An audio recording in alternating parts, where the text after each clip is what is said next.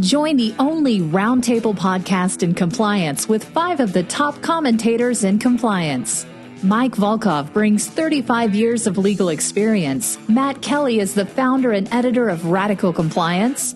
Jay Rosen is Mr. Monitor, who knows his way around the culture of compliance. And Jonathan Armstrong, a partner at Cordery Compliance in London, rounds out this top group of compliance practitioners. Check out the rants and shout out at the end of each episode. Hosted by Tom Fox, the voice of compliance. Everything Compliance is a production of the Compliance Podcast Network. In this episode of Everything Compliance, we have the quartet of Mike Volkov, Matt Kelly, Jonathan Marks, and Jonathan Armstrong to discuss how compliance and enforcement may fare under the Biden administration. Mike Volkov takes a look at Merrick Garland and Lisa Monaco and what they may mean to the Department of Justice. Matt Kelly considers the heads of the SEC, the CFPB, and the OCC and what that all might mean. Jonathan Marks takes a look at fraud investigations under the Payback Protection Program and personal protective equipment from the perspective of the U.S. government, particularly at the FBI, and what you need to do as a compliance practitioner to be ready.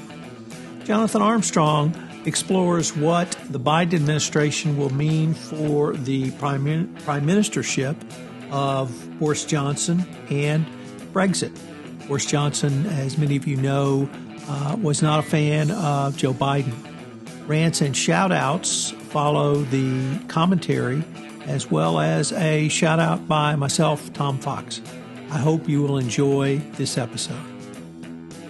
Everything Compliance is a production of the Compliance Podcast Network and a proud member of C-Suite Radio. Thanks so much for listening.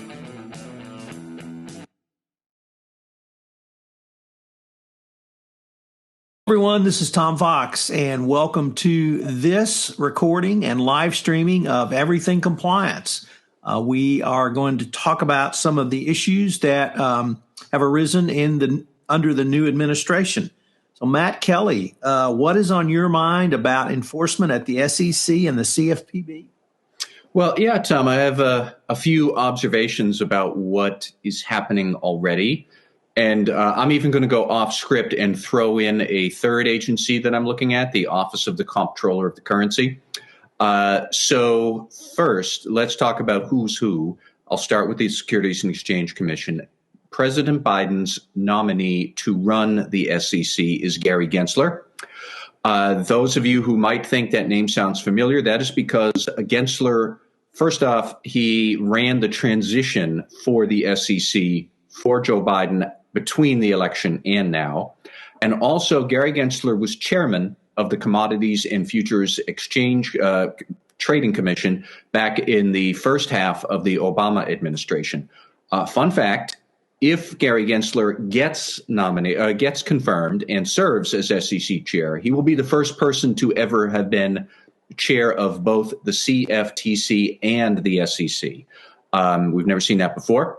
However, it remains to be seen if he actually is going to get confirmed. I keep a close eye on the political discussions on Twitter and on various news sites, and there's some uncertainty around exactly how close Gensler's nomination might be. It could be one of those where it's a 50-50 tie, and then the vice president, she will break the tie, 51-50, and then Gensler would take office. There are some people who are not entirely happy with him, probably on both sides of the political extremes. There are progressives who would want somebody even more aggressive over SEC enforcement and policy management than him. And there are plenty of Republicans who would not like him. Gensler did also at one point work at Goldman Sachs in his past.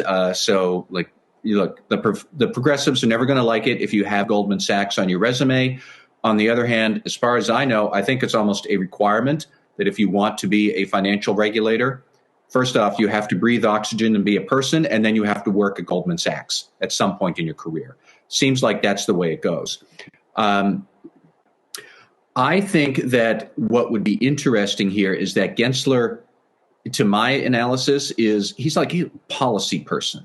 There are different types of SEC chairs you might see, And he is not, say, an enforcement person. He's never been a federal prosecutor. He's never been a state attorney general or anything like that. So Gensler would be the sort of chairman you'd want to have if you have some big policy plans that you want to enact, either coming from Congress, which may or may not happen, but potentially could because Democrats now run the SEC. Or is it going to be new rules that the SEC itself puts forward? And that's where I would be curious, and I think that compliance people might want to keep an eye on what's happening. Let's say the SEC adopts a new framework for climate change, for diversity and inclusion, for ESG generally. That's going to be a big deal. That's going to be a thicket of stuff that they're going to have to take an interesting idea and put it into actual rules. Somebody with Gensler's experience, because he was so heavily involved in implementing the Dodd-Frank Act 10 years ago, that's the sort of experience you would need now. And look, he's the one that Biden is putting forward. As a side note, you might also see Gensler act around cryptocurrencies, which I hate talking about crypto stuff. I don't like cryptocurrencies. I don't know why they exist. Nonetheless, they are a big deal. And cryptocurrencies and fintech firms, when are they broker-dealers? When are they tech firms? When are they banks? When are they all five or three or whatever it is that fintechs claim to be doing to renovate and revolutionize the world? That's the sort of thing that also you might see a new SEC chair they're going to have to address. Gensler would be somebody who is much better suited to addressing it than, say, a federal prosecutor who's just going to drop the hammer on enforcement. If Gensler wants to drop the hammer on enforcement, all he has to do is hire a really aggressive corp enforcement director, and he could still do that. So my nerdy question about Gensler is actually about internal controls. How will the SEC enforcement program under Gensler, or really under any new SEC chair, how are they going to take the internal control provisions under the Fcpa and apply them to other non-Fcpa things?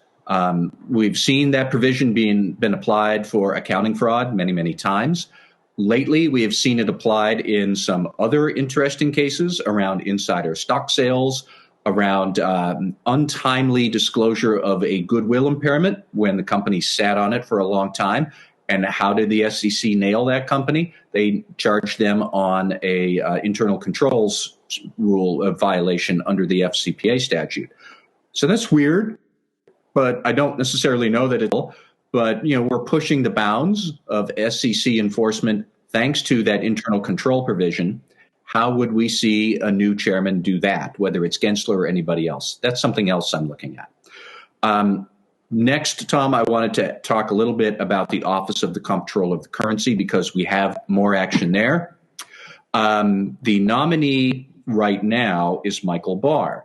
And who is he? He used to run Dodd-Frank development and implementation at the Treasury Department back in 09, 10, 11. So he actually helped implement and develop Dodd-Frank before they passed the legislation. Now he's up for running the Office of the Comptroller of the Currency. Is he going to get confirmed? Again, that's unclear.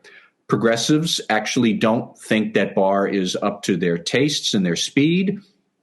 I still, if you play the politics of this out, I don't get what that means. So progressives would torpedo Michael Barr as being too centrist, and then what? We nominate somebody more progressive who's just going to get voted down because the Republicans are 50-50 in the Senate. That makes no sense to me. So I actually think that Michael Barr is still going to be in a good position here. What would he actually do? I would look for him to talk about much more diversity and inclusion and equal treatment of consumers in retail banking and how to hold retail banks' feet to the fire for greater diversity and inclusion in their customer offerings and their disclosures and their business practices and all of that stuff. Again, that is something that Biden could do on the executive branch side, and it aligns very neatly with the progressives' interests in the legislative branch, because that is what Congress and the House Financial Services Committee, that's what they're looking at. They're looking at racial equity in financial services. They're looking at diversity and inclusion. They're looking at problems with systemic racism in financial services since the cows came home way back when. So anytime you see a regulatory priority and a legislative priority that are pretty much overlapping on the Venn diagram, that's where the regulator, I think, would act. That's where Michael Barr could act. And then, Tom, your last one on the Consumer Financial Protection Bureau, the nominee there is Rohit Chopra. Is he going to get nominated? Unclear, but he could. Who is he? He had, until very recently, been a Democratic commissioner on the Federal Trade Commission, where he was pretty outspoken about more accountability for companies when they had violated discussion of data security practices and data collection and whatnot. But back in the day, Chopra ran the student loan division for the CFPB when it had just started. So what would he actually do for enforcement? I have to admit, I'm not paying attention to CFPB enforcement issues all that much right now, but clearly he'd have a much bigger appetite for enforcement than anybody in the Trump administration, which kind of just wanted the CFPB to up and vanish. That's not going to happen. Also, I would be remiss if I didn't point out Gary Gensler helped the Dodd-Frank Act get started. Michael Barr helped the Dodd-Frank Act get started. Rohit Chopra ran the CFPB student loan division back when Dodd-Frank was getting started. And who was the one person who was instrumental in Dodd-Frank and getting it off the ground and getting the Consumer Financial Protection Bureau up and running? Elizabeth Warren. Her fingerprints are all over the resumes of all three people I just spoke about. So I would look to see what is she saying about these men and what their enforcement priorities would be. And you also have to look at Chuck Schumer, A, because he is the majority leader and he gets a huge amount of say in nominees, but B, he's from New York. And a big part of his constituency is Wall Street, who probably doesn't like anything that these guys are talking about, but he knows that, and I think Wall Street knows, more is coming. So where would those two very influential Senate Democrats come down on all three of these people and what their agendas are? That's going to be very telling too. And then you want to say, oh, yeah, more enforcement. Yeah, sure, of course. These Democrats, of course, they're going to be more enforcement. Of course, corporations aren't going to like it, but that's kind of a given. And I think that's where we are right now. Jonathan Marks, do you have a question for Matt? Yeah, Matt, we all know that I think it's under Section 13B2A of the Exchange Act that it requires public companies to keep and maintain, books and records and accounts in reasonable detail. I know you talked about internal controls. It's kind of interesting. If you look at the sort of history of how things came to be, you have the Fcpa, which came into existence in 1977, which one can argue was really the forerunner for a lot of the legislation that has come to pass. For example, Fiducia 112 under the banking rules and regs, and then you have Sarbanes-Oxley in 2002. And so, while nobody, everyone sort of talks about internal controls, it's kind of interesting that even this year, and last year, if you look at the books and records violations of companies, I think they go hand in glove. So while I agree with you that they're looking to apply this in other areas, I think what we're going to see here from an enforcement perspective is that corporations are going to get pounded on the books and records side, and that sort of a combination with that, they're going to see things that they get in trouble for internal controls as well. And one of the things I'm going to talk about today, what that really looks like, especially under the environment, COVID-19 environment, and the risks associated with that. So I agree with you. I think they're going to continue to pound on internal controls. And I just want to get your thoughts on, from an internal control perspective, where do you see this sort of going? I already sort of tipped my hand a little bit and told you about the books and records and internal controls in combination, but I wanted to get your thoughts there as well. Well, what sticks out to my mind lately is just this week, a new report came out about a large survey of CFOs and internal control professionals about where they get guidance on good internal controls and what are they struggling with. And other than the COSO framework, which they look at, they have real struggles trying to figure out how can we define what is effective internal control? And they have deep suspicions that the auditors are hassling them over documentation and everything else, not because they have weak internal control, but because the auditors don't want their PCAOB inspectors to come and hassle them. So they're just giving companies a hard time, because the more we give you a hard time, the more we cover our rear ends with our own regulator. But there isn't really any good management guidance on what constitutes effective internal control. Like, the last guidance that came out from the SEC was in 2007, and that's not fit for purpose anymore. So could we see some fresh guidance for management on internal controls? I mean, look, probably not. That would be nice. But without that thing that executives and companies can point to say, no, see, my controls are effective because you said I had to do this and I did it. We don't have that. And without that, companies are really kind of caught on the back foot when these enforcement issues boil up. And I don't know when that's going to change. Yeah, I don't either. And that's why, I mean, in the general accounting world, that's why they're called general accounting principles, you know, and there's a lot of areas within GAAP that from a principles-based perspective, either they're discussed loosely or not at all. And especially with internal controls, I agree with you. I mean, you know, other than COSO and maybe some other guidance that's out there, it's sort of up to interpretation. And, you know, one person's interpretation, you know, as you can imagine, is completely different than another. And until we get some framework or some guidance there, or at least some more definitive guidance, I should say, I think it's really going to be a free for all, so to speak. Yeah. Jonathan Armstrong, do you have a comment for us? Yeah, I've got. I'm just interested in the cybersecurity piece, because certainly one of the reasons Chopra was sort of on my radar is, if I remember correctly, he released a dissenting opinion in the Zoom settlement, effectively saying that Zoom hadn't done enough on cybersecurity. We've heard that the Biden administration have already said that cybersecurity is a day one priority. In Europe, we're expanding the NIST directive to increase the obligations, or to widen the definition of critical national infrastructure, to make people take more care, particularly against attacks from nation states. You know, UK financial regulators have reminded financial services organizations of their cyber resilience responsibilities. Is the Chopra appointment part of the same trend? Is this Biden showing that cybersecurity is an absolute priority? I mean, I personally think clearly it is a priority, but a priority for whom exactly, and what's the firing squad offense, and who gets to pull the trigger? That's really it. Like, cybersecurity is a big deal, but cybersecurity breaches typically don't result in a financial restatement where the SEC is going to sue you. They can certainly lead to operational disruption, so you have to pay attention to them. But is that really something regulators care about, that you were too dumb and you got locked out of your customer data?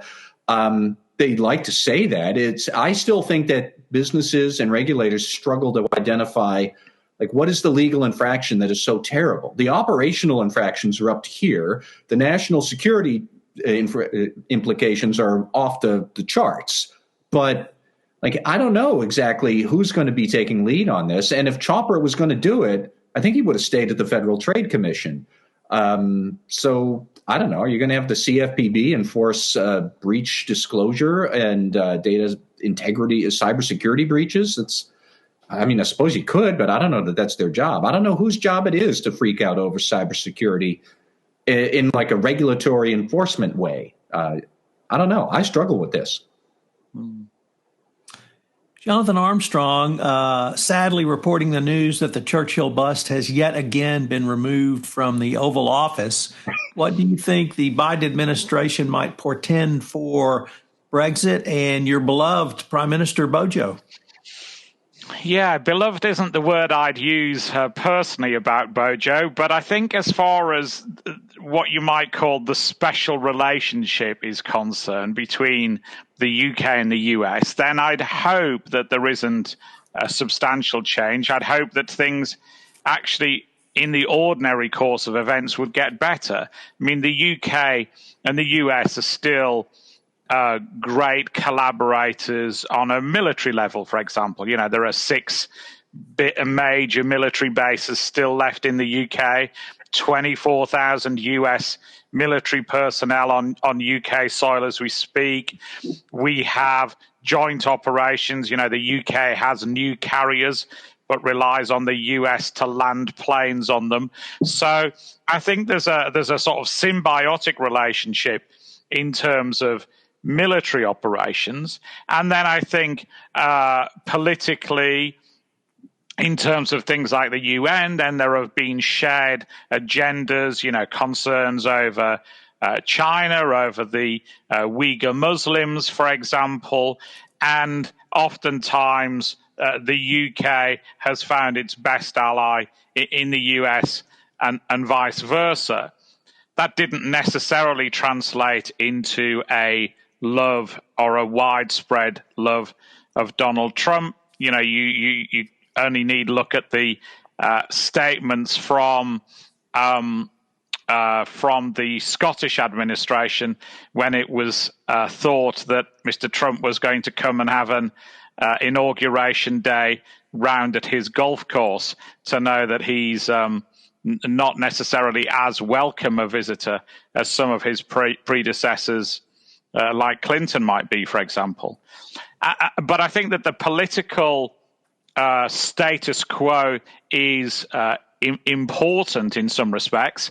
And I think that, we've got the G7 summit coming up in Cornwall in June. There are bound to be issues, I think, in terms of things like coming out of the pandemic, in terms of security, where there's an identity of interest. And I think climate change is very much on the agenda of the Biden administration, where it wasn't on the agenda of the Trump administration. And it's possibly one of the things that the Johnson administration is doing okay on.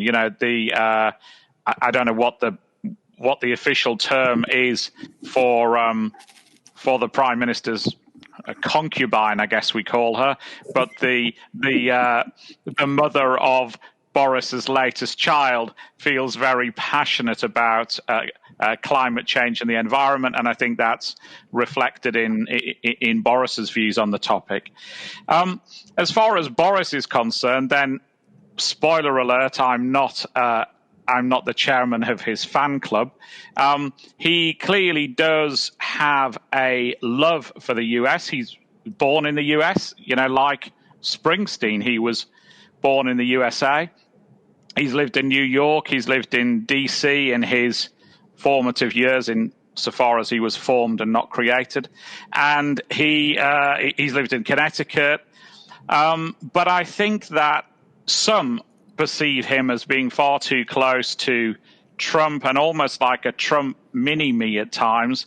There was obviously the sort of episodes with Nigel Farage and Trump, which were untasteful, I think, unless you're a fan of the Jerry Springer form of politics, with Farage appearing on the campaign trail even only recently. And obviously there are close connections between Boris and Farage. And I think Biden in the past has hit upon this connection. I understand he called Bojo a physical and emotional clone of Trump. So there's an element of personal animosity, I think, there. My hope is that Biden's a big enough man to rise above that and to see the bigger picture that I've outlined about military cooperation and the G7 coming up imminently. And I'm hoping that we see a pragmatic view of the relationship between the US and the UK as a result.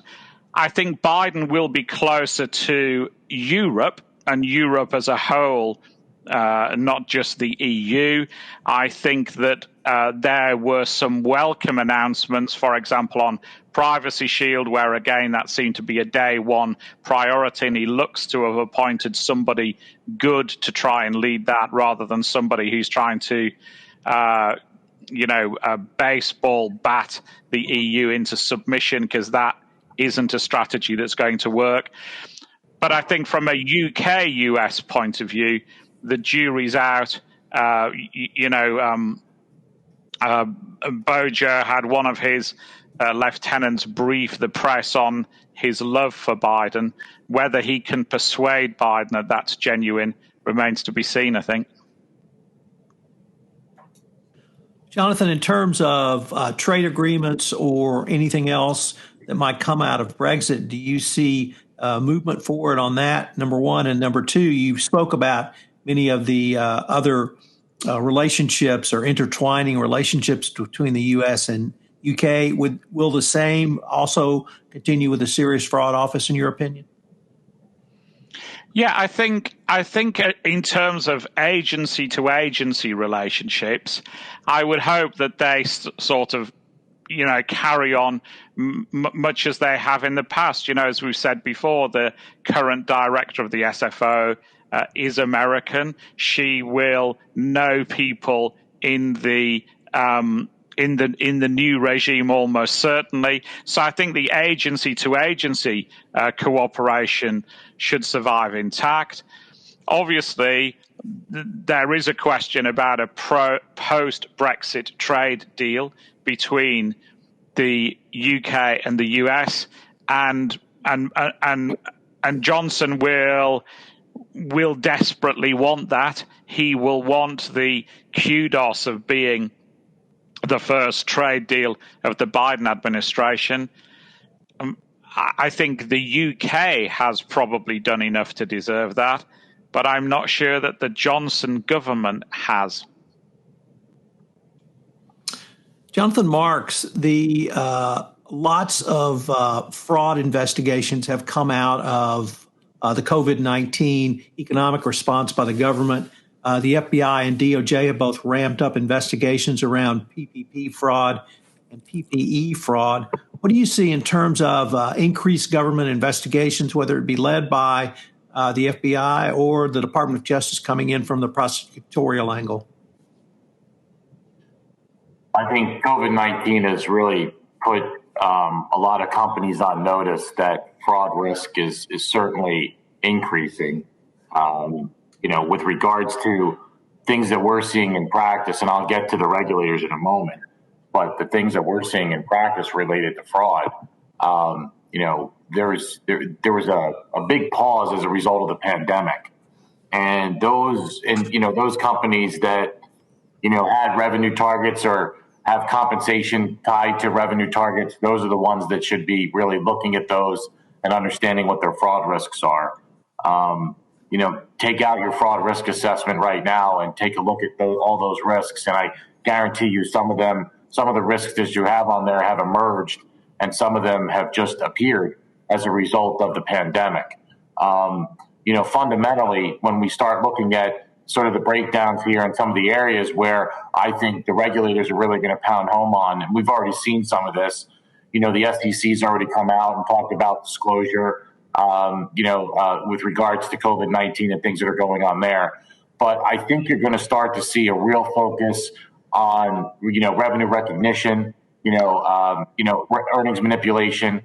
If I were somebody out there poking around, either internal audit or compliance, again, compensation structures related to these particular individuals that have the ability to change earnings, and their benefits associated with that. Any account, any general ledger account that involves estimation or judgment, allowance for doubtful accounts, bad debt reserves, all the accruals, anything like that where there's earnings manipulation, I think it's going to be pretty large. I think the regulators are smart to this.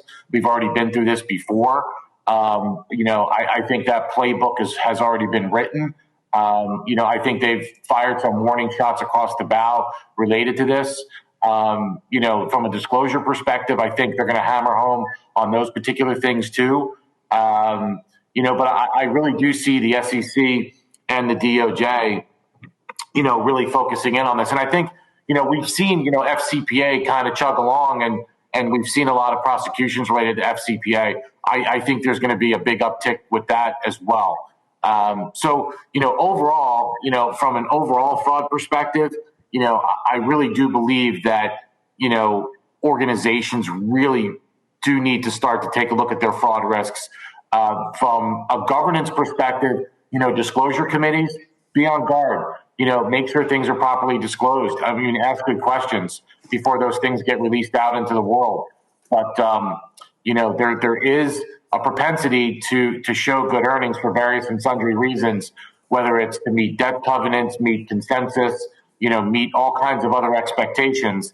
And so, those are the types of things that you really should be focused in on. And there was a study that was done that said fraud was up 21% as a result of COVID-19. And the anticipation is that it'll go up to 51% within the next 12 months. So, I do think this is something that is going to keep us all busy for a long time. I do think this bodes well with, the evaluation of corporate compliance programs and making sure that, compliance is being done appropriately, and that the whole governance risk and compliance process is something that boards are taking a more active role on. We know now, and we've known for some time, the pressure now and the emphasis placed on boards, not only to manage their, manage themselves from an oversight perspective, but also to be looking at the compliance program more closely. We had Bluebell that really, and Caremark that have really come into full circle there.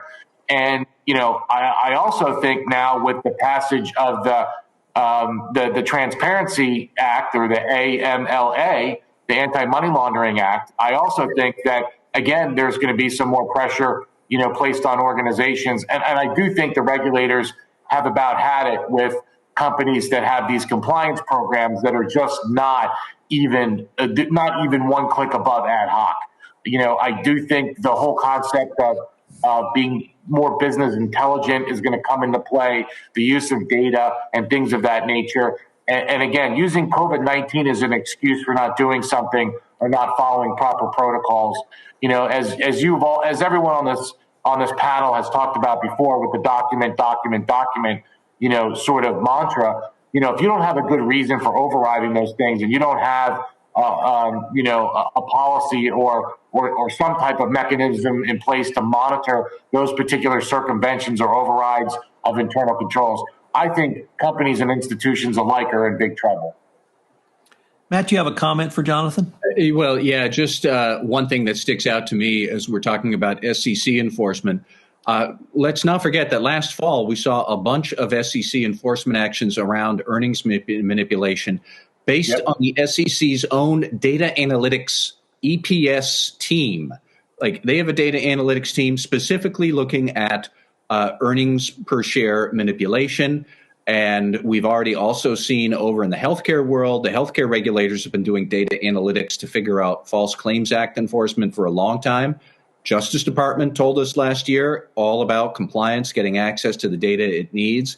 And for all of this enforcement that we are talking about, like, the need for good data analytics is breathing right down your neck. And more agencies are making that point clear. No, that's really, really, those are really great addition and great points to what I've just said. One of the things that, we continue to do is, we've built the data analytics wireframe just because of that. We know that organizations need to be, more business intelligent. And, the worst thing that can ever happen is that the regulators use your own data to find something wrong, with your organization. But, that all being said, I wanted to, Tom had asked me to kind of point out some of the key areas that we see. So I made a little bit of a list here. Cyber fraud, continues to, I see an uptick in cyber fraud, phishing schemes for sure, fraud by vendors and sellers. So again, fundamentally, your vendor master file, great time to use data analytics and review things in there. Great time to look at and match payments with vendors and things of that nature as part of your third-party program. Payment fraud, again, sort of goes a little bit of hand in glove, with the vendors. Matt, you talked about healthcare fraud. There's identity theft, insurance fraud. There's been even some discussions recently around, loan and bank fraud, specifically related to PPP. Again, I see bribery and corruption. I see a real big uptick there. The pressure that are placed on employees, because their earnings have been diminished as a result. And some have had a windfall, but, a lot of the organizations out there, the employees are struggling. And, so employee embezzlement, no surprise, probably going up or has gone up already. And one of the things that we talked about early on in my discussion today was financial statement fraud. And again, I want the audience to really focus in on this. It's not only the numbers, it's the disclosures as well. And I think, again, that's one of the things that the SEC, there was a shot across the bow with that. And again, as Matt pointed out, you have to be smart today when you look at your statements, and those people on the board and those people on the audit committee, you should be running or have some type of review related to, your earnings and those particular areas that do involve judgment and estimates, because it's at some point the board is going to get hammered, and I'm just waiting for that to happen. Mike Volkov. Merrick Garland, a name well known to many in the legal community, has been designated or nominated to be Attorney General, and Lisa Monaco has also been nominated. What do you see in their role in repairing the damage to the Department of Justice, and where do you see the DOJ going forward in a variety of enforcement areas? Well, as somebody said recently, all general counsels should start looking at their legal budgets at this point. And because I think we're buckle up, because Merrick Garland is somebody I've worked with for many years ago, just a terrific person. And I think he's going to do a great job in restoring the morale at DOJ, which is going to take a while. Lisa Monaco is somebody who is tough as nails. And again, these are two very experienced people with, longtime prosecutors with a lot of commitment to DOJ. I mean, Merrick Garland, even while he was on the bench, every year would come to the DOJ holiday party, the only judge to do so. Why? Because he loves the Department of Justice and he believes in the Department of Justice. And I can't think of a better person, just knowledge-wise, temperament-wise, and with integrity to have as the leader of the Department of Justice. I mean, let alone the symbolism of having him go through the confirmation proceeding that he was denied many years ago, and the importance of that message. But I can't think of a better person to be the leader.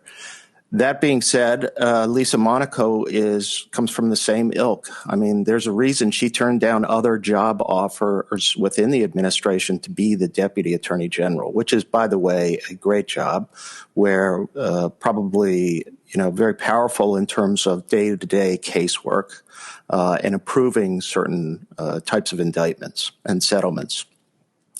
So, look, this is going to be great. It's going to be a restoration of the professionalism of the Department of Justice.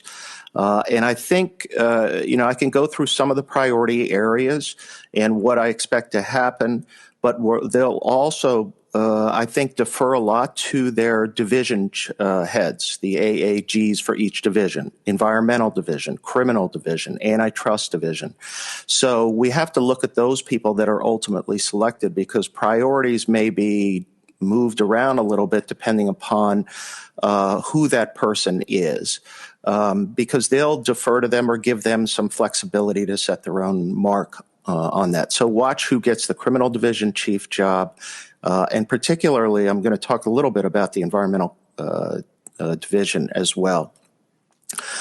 So what would you expect first from the Department of Justice? Well, there are a couple things. First off, you're not going to have any communications, interference, discussions coming from the White House.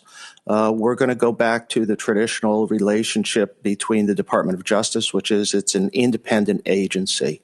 So everybody's saying, I was reading, people were saying, well, what do you think Biden's going to do about the Hunter Biden investigation? I can tell you very clearly what he's going to do. Nothing. He's going to watch it. and he's going to hope that his son does all right.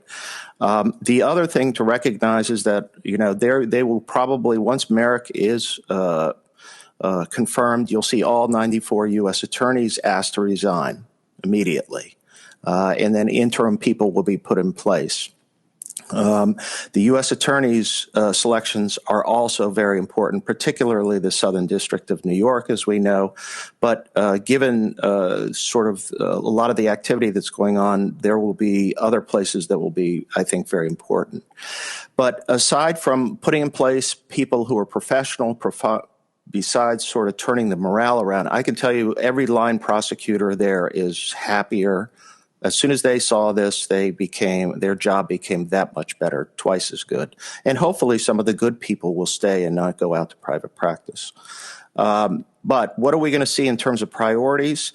Well, first, let's talk about the Civil Rights Division. And you're going to see a much more aggressive approach as a priority towards civil rights issues, particularly the supervision of police departments, pattern and practice cases. I believe the stats I saw was the Obama administration had 12 or so ongoing at any one time, I think, and under Trump there was one. That's going to change quickly. Police departments are quickly going to become, and there'll be civil enforcement, there'll be criminal enforcement as well. In terms of environmental crimes, that's where I think we're going to see a major uptick. Environmental crimes is a huge area, and we should watch to see who the environmental division chief is, but they're basically going to be told, go out and enforce the laws criminally. The Trump administration did some cases. Don't ever forget that, Carnival and all its brands is under monitorship right now because of environmental crimes. And you can imagine some of the other companies that may fall under that. So that will mean a big deal. FCPA, our favorite area to talk about. I think that most of this is set in stone, but there's so many things that are sort of just continued. Keep in mind we had 2 record years under the Trump administration. But the 2 years below that were the Obama administration. And I think we may see an uptick. One thing that's kind of interesting is the division that's occurred where sort of the big cases are handled by DOJ and the smaller cases by the SEC. And we used to see DOJ get more involved in some of the quote unquote smaller cases. When I say smaller, I mean like 75 million or, in that area. I expect that division probably to continue just because of workload. I do know that the FCPA unit is hiring. They got 2 more attorney slots to increase their workload. But here's a couple of things about the FCPA enforcement. Number one is last year we had no monitors. And it's too bad Jay's not with us today because Jay should be doubling his budget because I think there's going to be more corporate monitors. And I think for example, in the last year, I think Obama had the Obama administration had 7 monitors in 1 year. One of their enforcement years.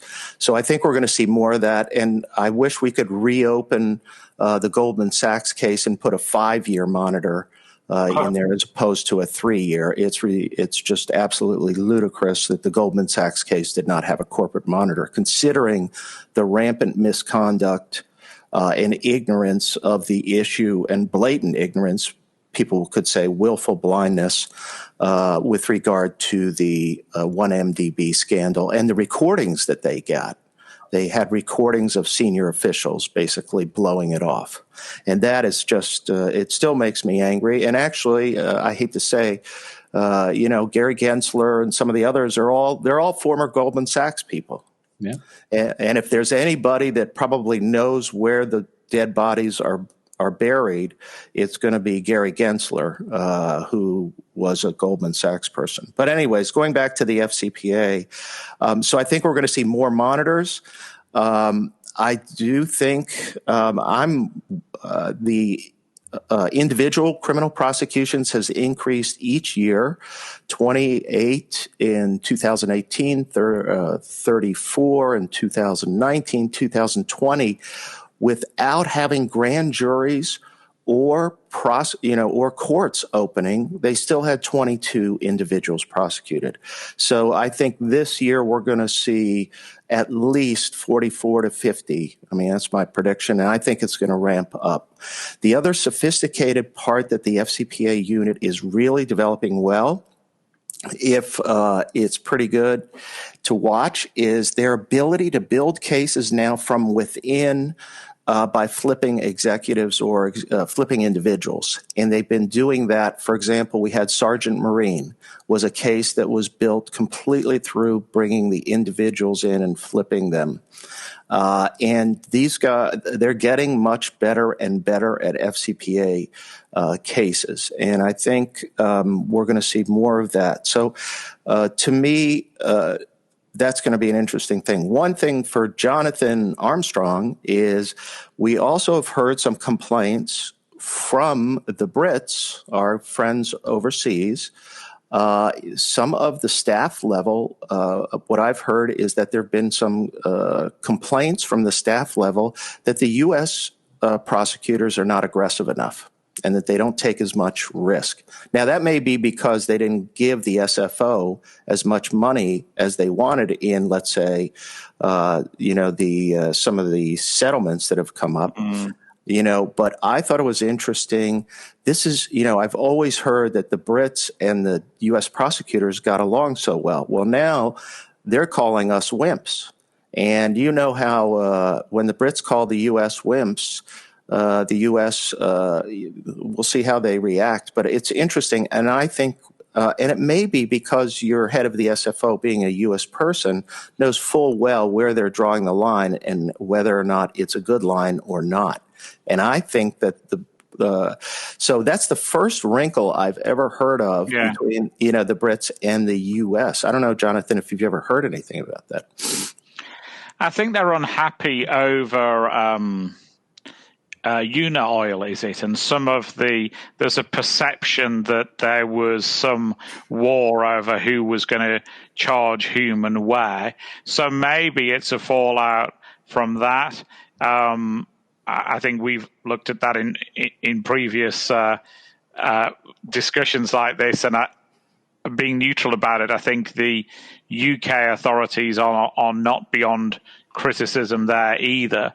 So I'm not sure if it's a fallout there. I think there is a perception that the UK SFO in cases like unit oil has been prepared to go for the man and not the corporation. So maybe it stems from that and a perception that the US will quite often do a deal with the corporation and not take action against the individuals involved. So I'd be speculating, but maybe that's the rationale behind it.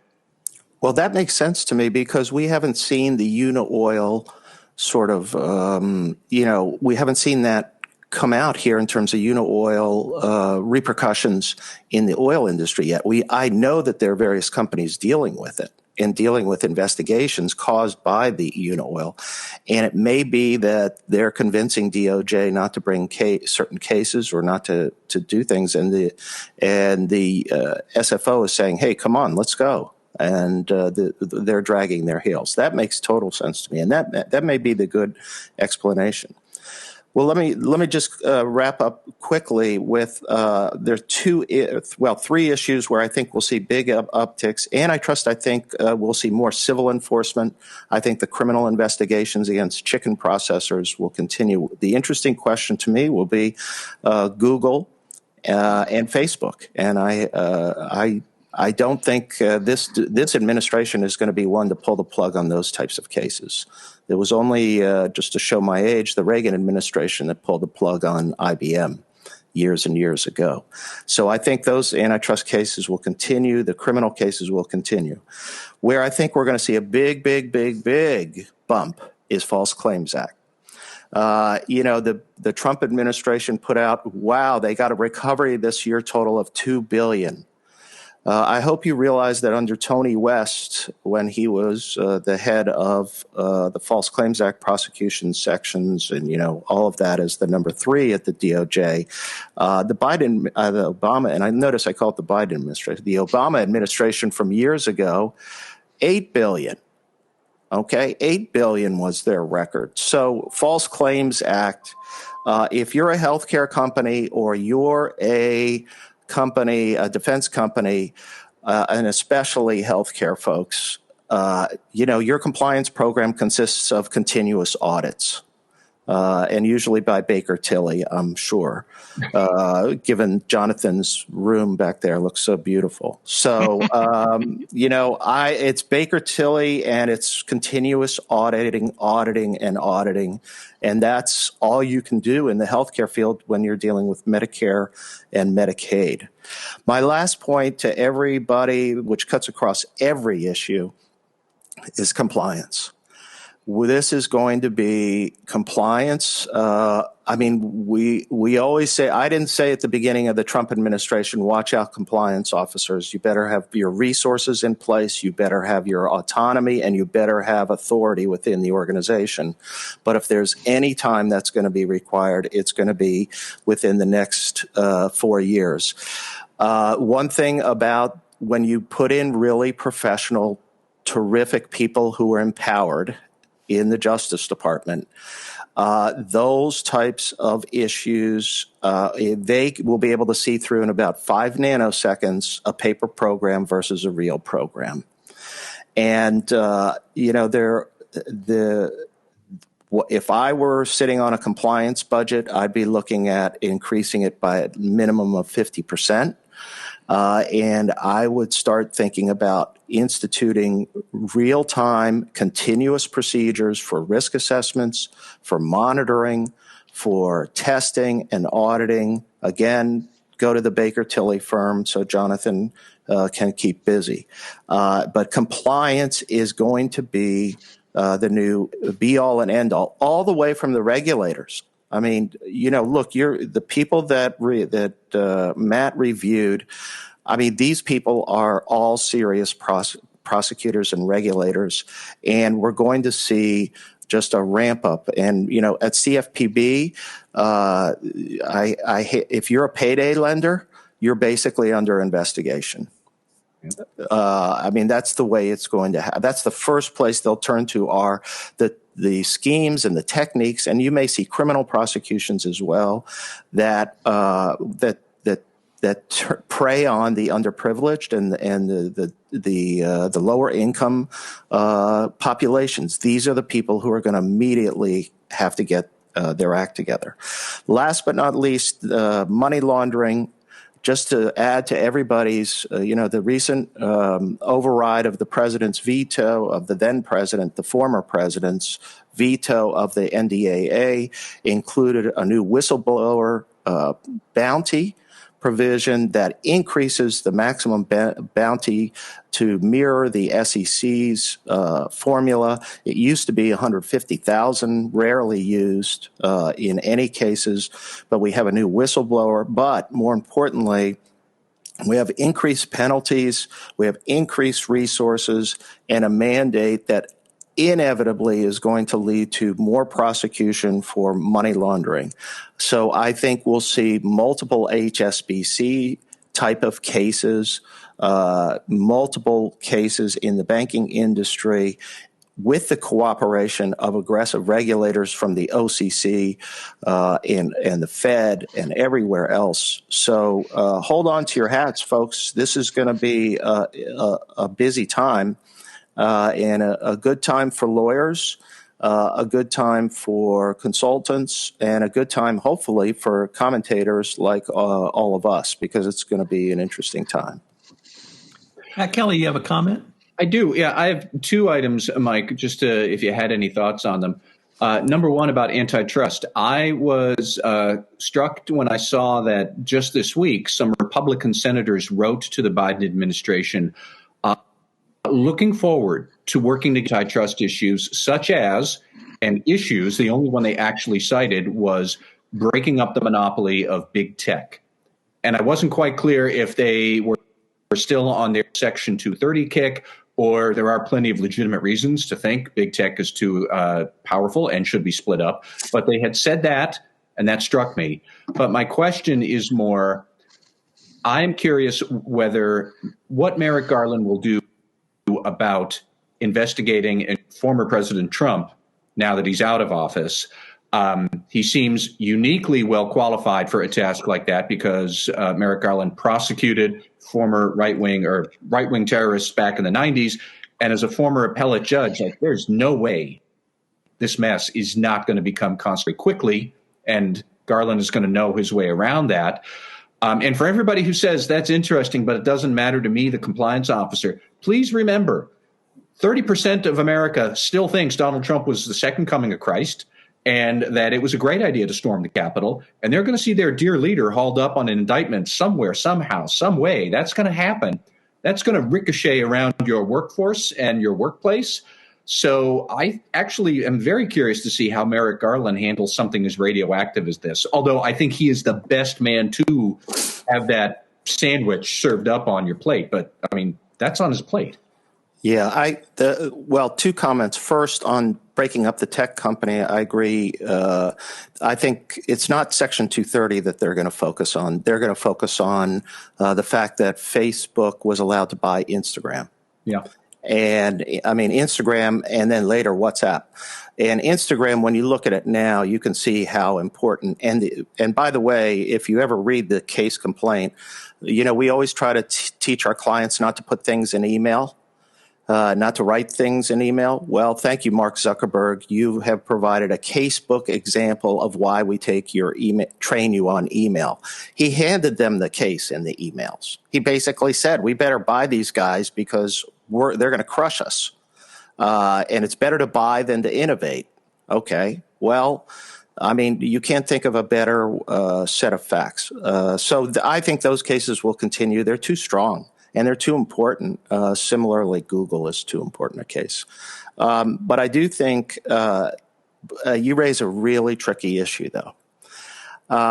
Merrick Garland, natural instinct, I will tell you, when he sees a crime, I've worked with him, he's going to say, let's prosecute this person.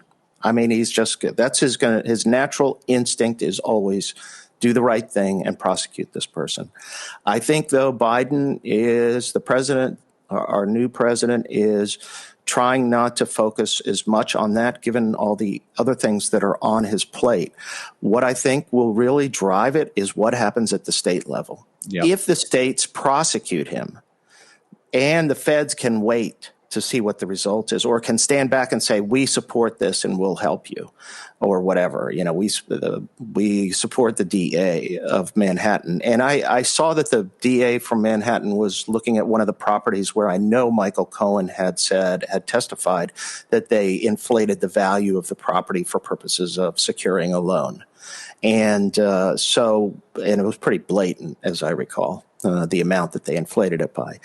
Very interesting case. So I think that they're going to wait for the states. I don't, there's so much to prosecute in terms of potential violations that I don't think they want to get lost in it or have that drown out the message of civil rights, environmental crime, and holding senior executives accountable. The one thing that Merrick Garland and everybody, and it'll be real, to me, one of the most interesting issues is the Obama administration was rightfully criticized for not going after executives in the financial industry. Rightfully so, when the 2008, 2009, and that has been a stain on Eric Holder's leadership.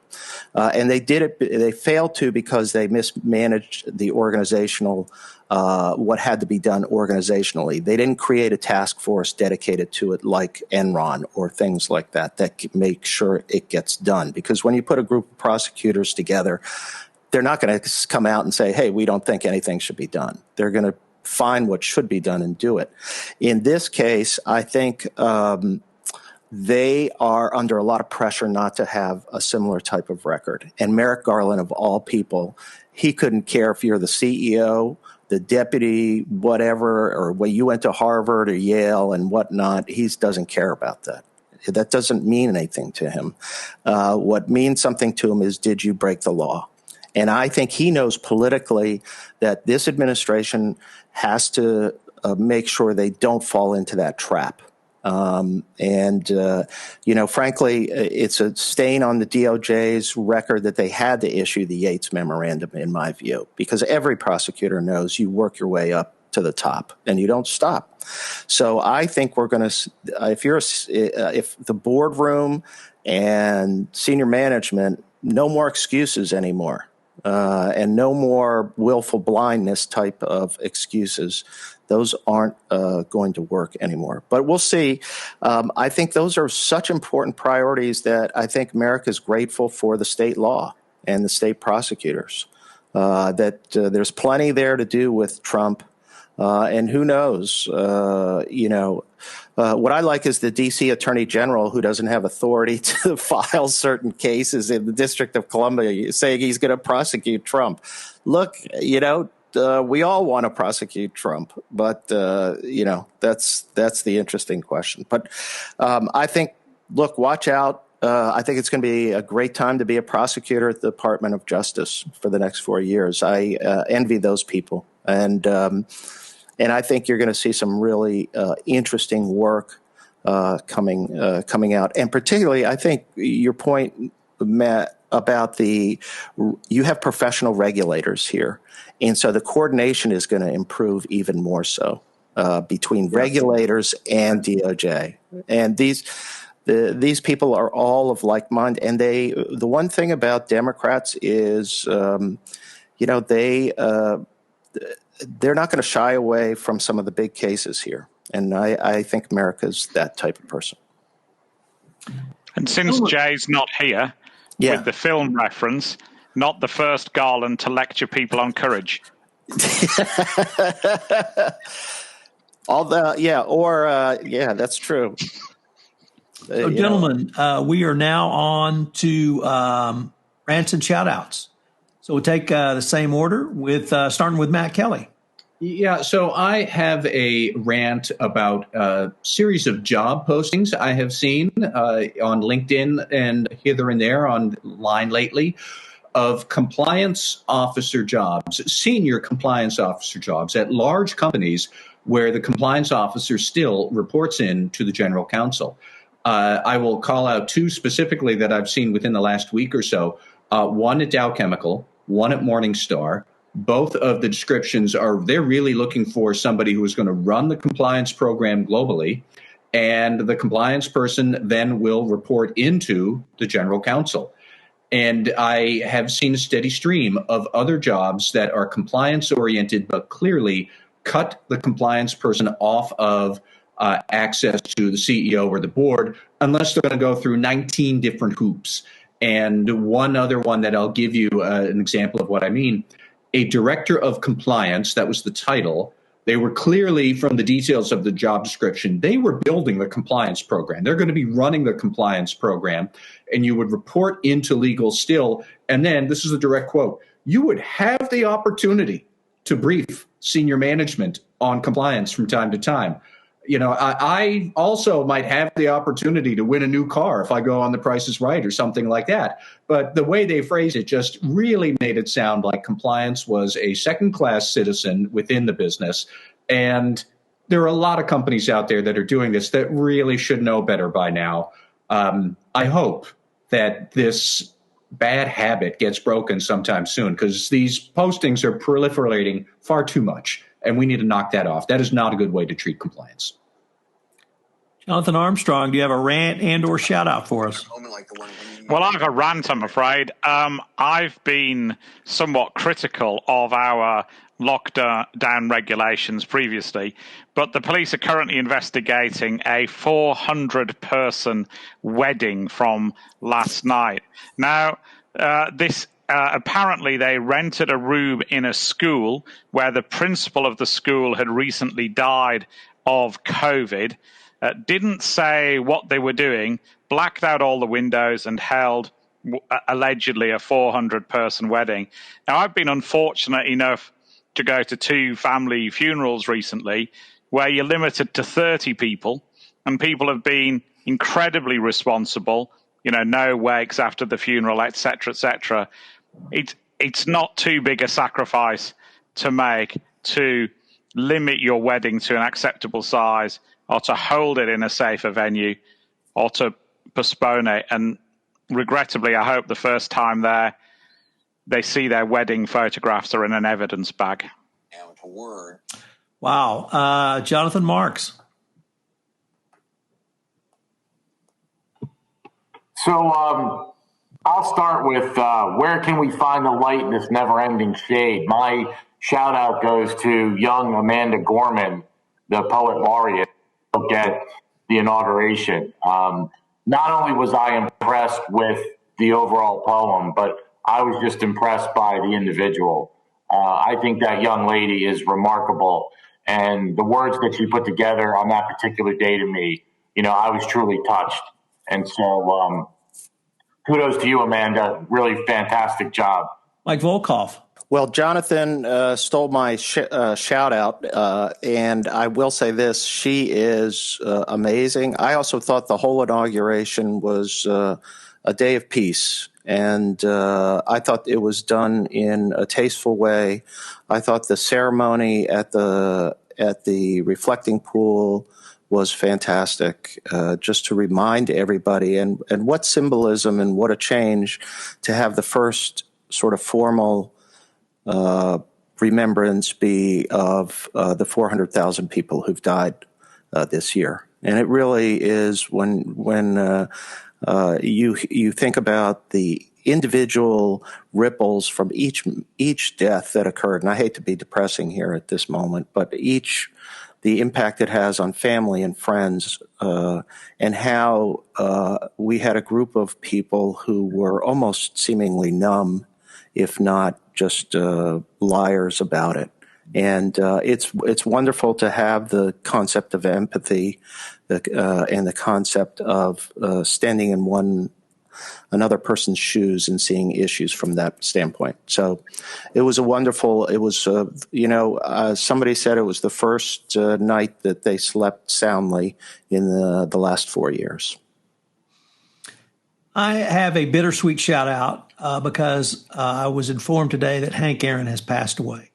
Hank Aaron, in my opinion, along with Willie Mays, are the 2 greatest baseball players I've ever seen.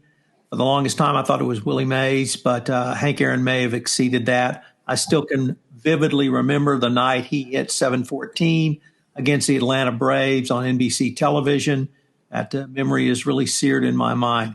But beyond being what was then the greatest home run hitter, he was one of the classiest acts in baseball. He started in an era of segregation in the 1950s. He went to 2 World Series with the Milwaukee Braves. He moved to Atlanta, where he became the home run king. He was an ambassador for baseball par excellence, just one great individual.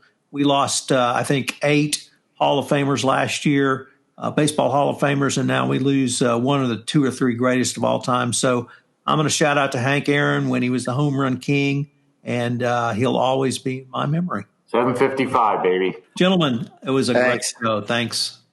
Thanks, everybody. Hello, everyone. This is Tom Fox again. I'd like to thank you for listening to this episode of Everything Compliance.